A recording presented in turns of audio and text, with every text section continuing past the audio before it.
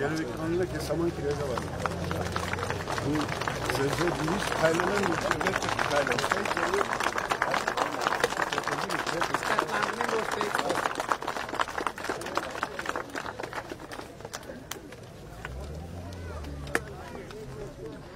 Սիրելի ջրաշենցիներ, բարև ձեզ, ողջունում եմ ձեզ։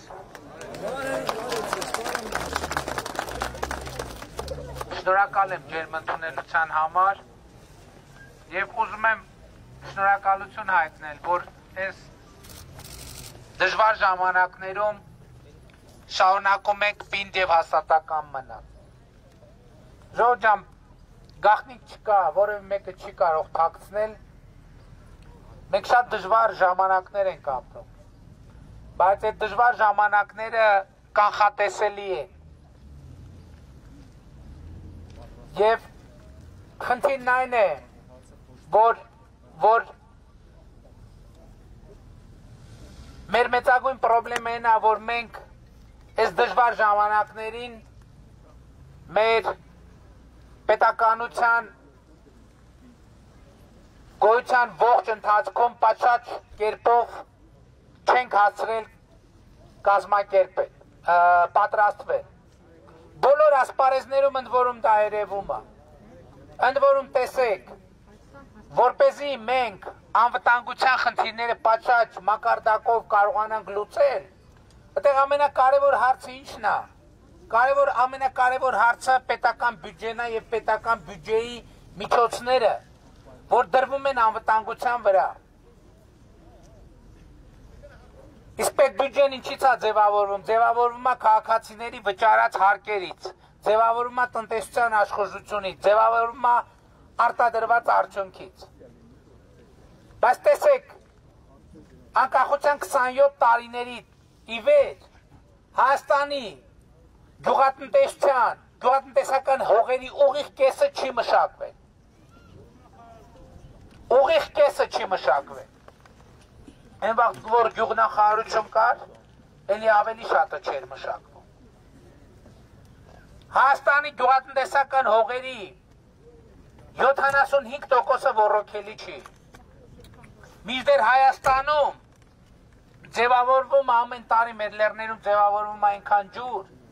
որ Հայաստանի կարիքները ամբողջ երկիրը ոռոգելու համար կարող է բավարարել։ Երրորդ հանրապետության պատմության մեջ մենք ընդամենը մի ջրամբարի շինարարություն ենք սկսել։ Եվ այս ամեն ինչն է 30 տարվա ընթացքում մեր չարածն է, որ այսօր չոքել է մեր դռանը։ Սա է ամենակարևոր արձանագրումը։ Բայց այսօր այս օրհասական պահին մենք պետք է ամուր կանգնենք իրար կողքի։ Ես նկատի ունեմ Հայաստանի Հանրապետության քաղաքացիներին։ Այն մարդկանց, ովքեր հավատում են, որ երկրում կա ապագա։ Հայաստանում ժողովուրդ ապագա կա, բայց այդ ապագան օդից չի ընկնելու։ Մեր ամեն օր մեր արածը եւ չարածը անդրադառնալու է 10 տարի հետո մեր իրականության վրա։ Եվ մենք ուզում ենք, որ մենք այսօրվանից գյուղից սկսած քաղաքով շարունակած մեր երկիրը պետք է շատ լուրջ փոփոխությունների ենթարկվի եւ մենք այս ընթացքում շատ կարեւոր փոփոխություններ ենք արել եւ շարունակում ենք անել։ Մասնավորապես հիմա այս տարվանից նաեւ ուժի մեջ մտավ գյուղատնտեսության ապահովագրության ծրագիրը։ Եվ այդ ծրագրով կարտոֆիլը եւ հացահատիկը մտել է ապահովագրության ծրագրի մեջ։ Առայժմ կաղամբը չկա, բայց ջրաշենում նաեւ հացահատիկ եւ կարտոֆիլ կա, չէ՞ շատ։ Ընդ որում մի հեկտարի համար կարտոֆիլը, եթե հիշողությունս չի դավաճանում, 56000 դրամ է, որի կեսը վճարում է կառավարությունը, իսկ բանը հացահատիկը 28000 դրամ է, որի կեսը էլի վճարում է կառավարությունը։ Սա ինչով է կարևոր։ Կարևոր է նրանով, որ Աստված չանի կարկտահարության դեպքում եւ ըստ էության հնարավորություն է գյուղացիների համար, որ կրած վնասը ամբողջությամբ փոխհատուցվի։ Հաջորդը մենք պիտի ձեր ուշադրությանն եմ հրավիրում հետեւյալ փաստը, որ մենք պետք է ուշադրությանն եմ հրավիրում խելացի անասնագոմերի ծրագրին, որը շատ կարևոր է։ Եվ մենք խելացի անասնագոմերի ծրագրով գյուղացիների ծախսած փողի որոշակի տոկոսը կապված թե գյուղը որ զոնայում է գտնվում, ուղղակի քեշ փողով հետ եք տալիս։ Բայց խելացի անասնագոմի ծրագիր ինչով է կարևոր, որ գյուղացուն պաշտպանում է կաթի գնի վայրիվերումներից, որովհետև խելացի անասնագոմում արտադրված կաթի մասնագետները ինձ հավաստիացրել են կաթի գինը սեզոնում 190 դրամից երբեք չի իջնելու։ Բայց սրա համար պետք է Չէ, եթե խելացի անասնագոմում է, դա ինչի է կապված ժողովուրդ, որովհետև գործարանները ուզում են 4 աստիճանի հերմետիկ վիճակում գտնվող կաթ մթերեն, որի գինը ուրիշ է։ Այո, հիմա ինչքան է 90 է չէր միջև կաթի գինը։ Դե դա պրոբլեմ է։ Եվ մենք այդ ծրագիրը գործարկել ենք 2019 թվականին, ցավոք սրտի դեռ այն թափը չի ստանում։ Մենք պիտի նայենք, թե ինչու գյուղացիները բավարար չափով հետաքրքրված չեն դրանով։ Պետք է հասկանանք ոնց խթանենք, ինչ վարկ տանք, ոնց անենք, որպեսզի այս ծրագիրը խթանենք։ Հաջորդը մենք ասում ենք հետևյալը, բոլոր այն տնտեսությունները, որոնք կանցնեն կաթիլային ոռոգման 2022 թվականից սկսած 5 տարի ոռոգման փող չեն կուզելու, այսինքն այն տնտեսությունը, որը անցնում է կաթիլային ոռոգման ջրի համար ոչ մի բան չի վճարելու։ Սա էլ է շատ կարևոր ծրագիր, եւ սա մեզ կօգնի։ Սա երբ որ ասում եմ գյուղատնտեսական հողերի կեսը չի մշակվում, երբ որ մենք անցնենք կաթիլային ոռոգում մեզ հնարավորություն է տալիս շատ մեծ խնայողություն ունենալ ոռոգման ջրի։ Սա նշանակում է, որ այդ խնայված միջոցները ջուրը մենք կուղենք այն մյուս տարածքներին, որ ավելի շատ տարածքներ ոռոգվեն։ Եվ հաջորդ խնդիրը, գյուղում մանկապարտեզի խնդիր ունենք, թե չէ։ Գույքի խնդիր ունենք, բայց Մենք գյուղ եւ դեր մանկապարտեզը չի գործում։ Ինչը չի գործում մանկապարտեզը։ Իսկ քանի երեխա կա պոտենցիալ։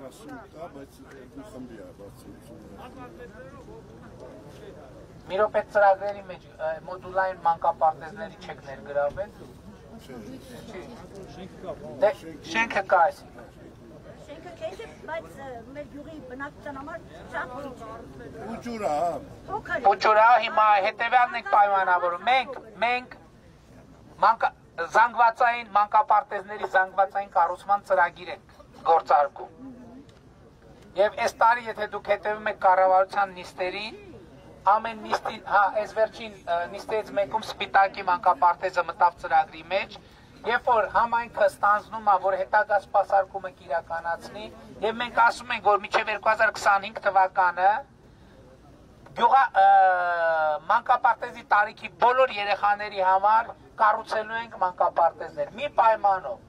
որ շահագործման հանձնումից հետո համայնքը ստանձնում է ամբողջ ֆինանսավորումը, կոմունալ ծախսեր, աշխատավարձեր եւ այլն։ Բայց զուգահեռ մենք կարևորում ենք նաեւ բովանդակությունը, դրա համար մենք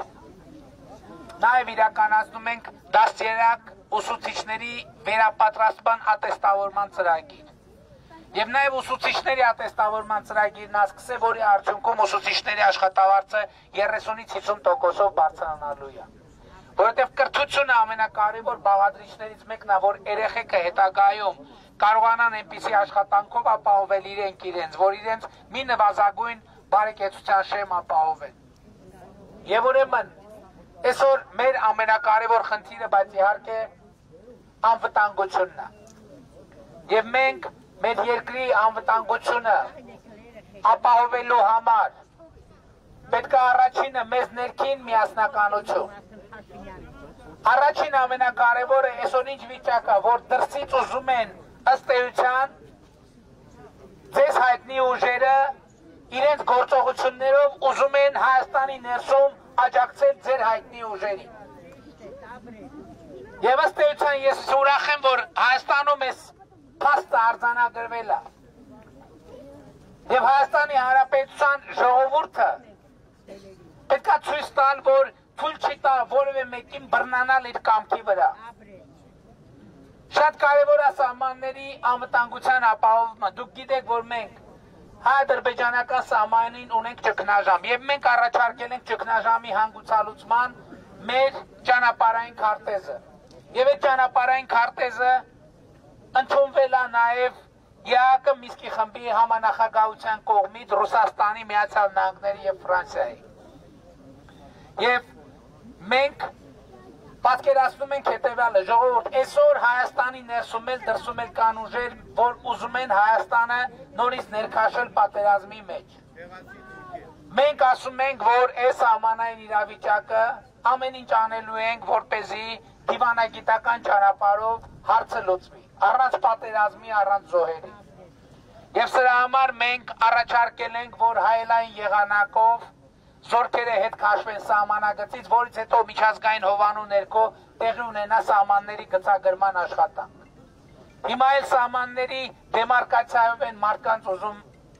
վախեցնել։ Ժողովուրդ ջան, պետք չի դրանից վախենալ, որովհետև ցանկացած անկախ պետություն անխուսափելիորեն պետք է իր հարևանների հետ իրականացնի սահմանների դեմարկացիա։ Դա հեշտ խնդիր չի, շատ բարդ խնդիր է։ Բայց մեր 30 տարվա պատմությունը մեզ ինչ է ցույց տալիս, որ խնդիրները կիսատ պռատ թողել չի կարելի։ Պետք է գնալ կամ ցուցաբերել, մաքսիմալ անել, որ սեփական շահերին համապատասխան գտնվեն լուծումներ։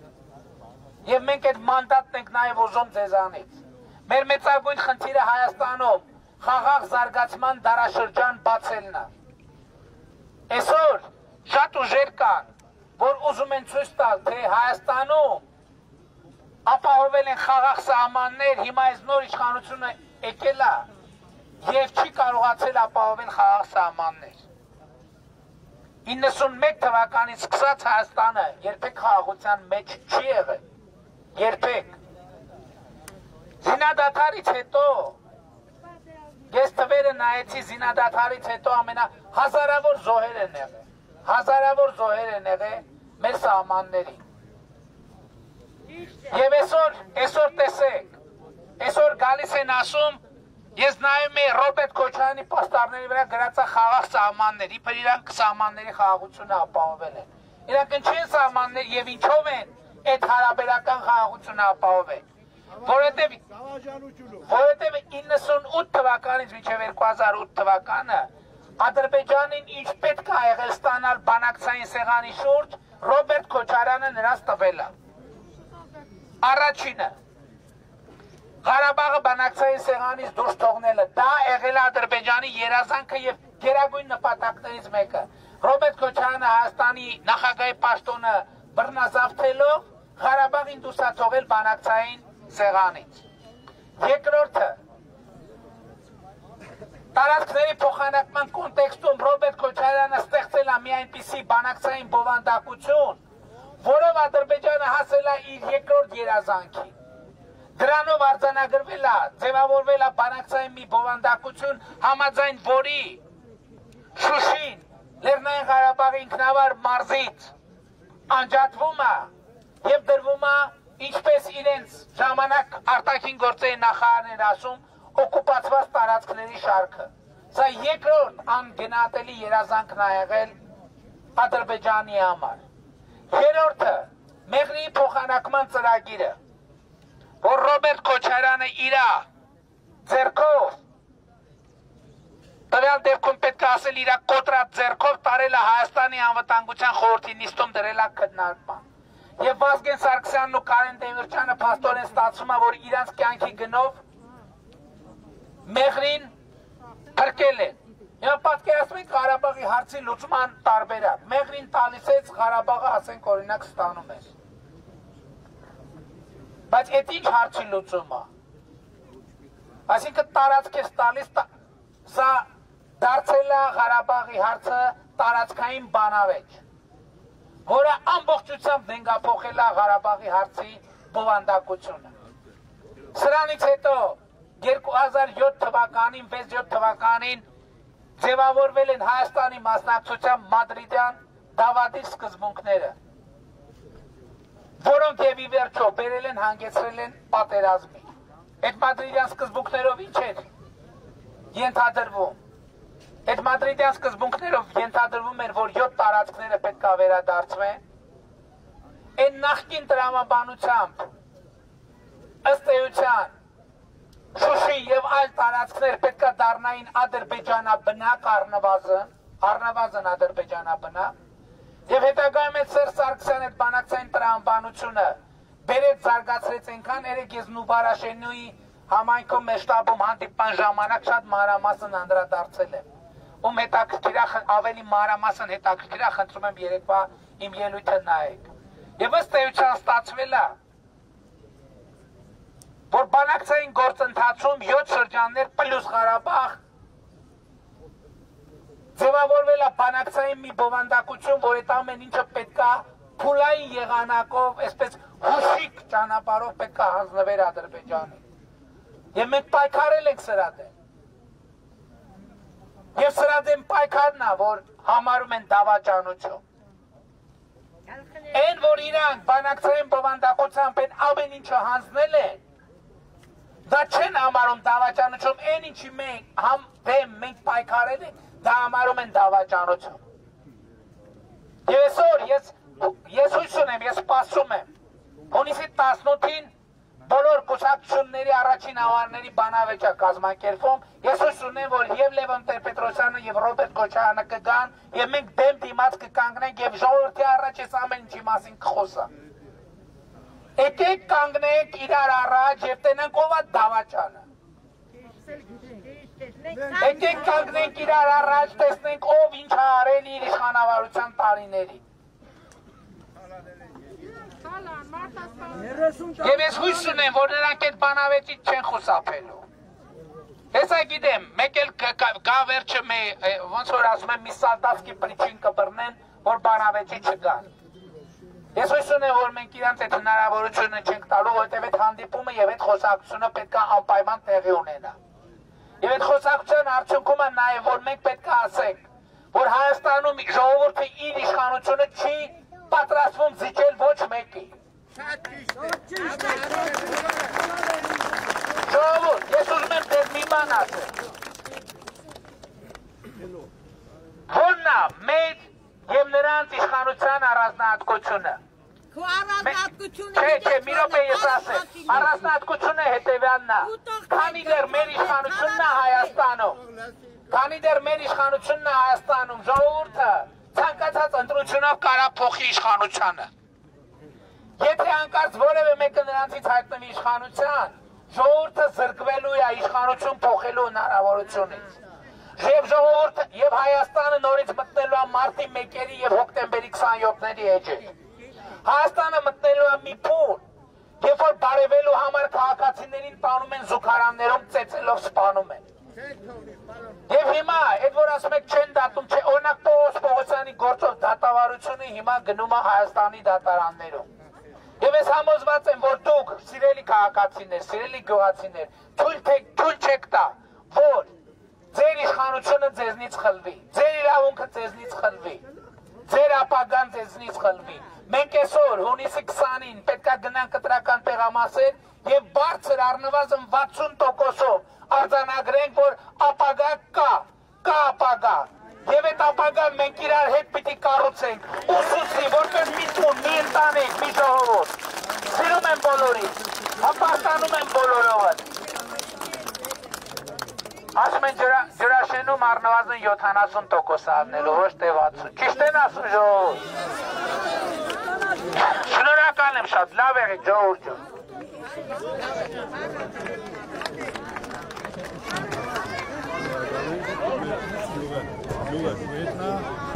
Հանուցել, հանդիպություն այնտեղ է,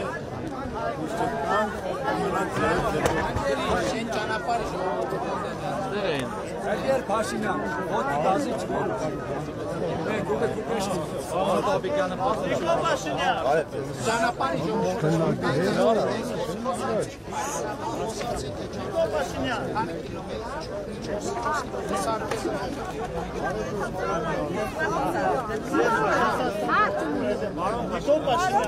Doğan yoğurt kodenan mergu haktan. Aya gelir var kosan. Я поддерживал вашу галактику. Я приехал с России как доброволец. Был коронавирус, я пытался приехать как доброволец. Сейчас приехал. У моего отца 2 дома землетрясения было, 2 дома разрушилось. Мне сейчас негде оставаться, чтобы я хоть до армии меня забрали. Барон Փաշինյան։ Вот мой отец. Եթիմ տղերն է։ Ամեն։ Լենինգրադում որ հանդիպեցինք, ինքը ձեր նկարը դոշին։ ինչով կարող Նամակը գրել եմ, թողել եմ։ Մոտեցեք օգնական կապկպայի իմանայի։